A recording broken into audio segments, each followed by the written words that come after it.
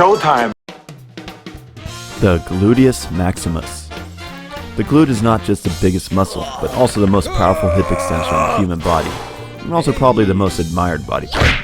In Sweden, you know, the small Nordic country that gave us many useful things like zippers, ball bearings, me, and the Nobel Prize. Anywho, we have a saying, "Shalt barn har många namn," which translates to, "A dear child has many names." The meaning is pretty straightforward. Popular things can have a variety of different names in different contexts.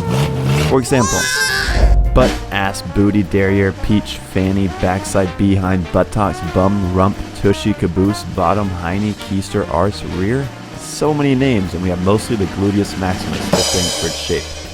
The glutes really started developing when humans started walking upright and became bipedal. It's our need to run, walk, and jump while standing upright and keeping our hips extended, but also climbing, standing up from a seated position that most likely gave us the big butts we have today. Our glutes are on average 1.6 times bigger than our chimp relatives. We probably look silly to other animals with our giant butts.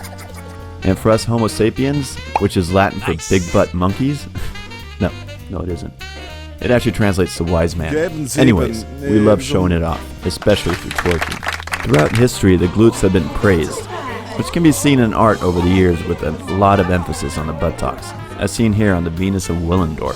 Someone modeled for this some 30,000 years ago, and look at that ass. And now, in the future... I mean, we're in the future! Here's our exit! Our obsession is still there, with some taking it to a ridiculous level. Looking at their glute to leg ratio, it was clearly not done through squatting. But whatever floats your boat. Hard work squat butt or the diaper butt? Which is a better look? That's for you to decide.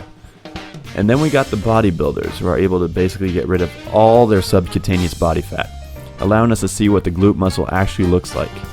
Might not be the best look, but also for you to decide. Let's give all the people who put work into their glutes an applause. An applause with their butts. Now let's move on to anatomy. The name gluteus comes from Latin and means buttocks.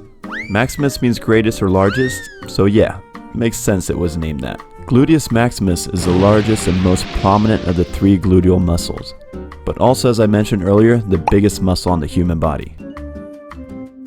The muscle originates from the posterior lower aspect of the sacrum, posterior outer part of the coccyx, posterior gluteal line of the inner upper ilium and iliac crest, the thoracolumbar fascia, and the sacrotuberous ligament. Onto the insertion of the muscle.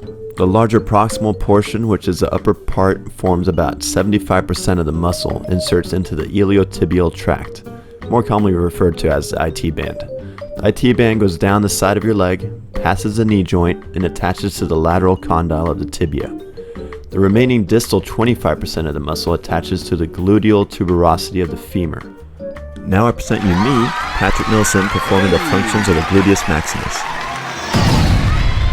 Alright, here we have a hip extension, hip external rotation, hip abduction from the upper part, hip adduction from the lower part, knee extension via the iliotibial tract, and if we squeeze both butt cheeks at the same time, we get a posterior pelvic tilt.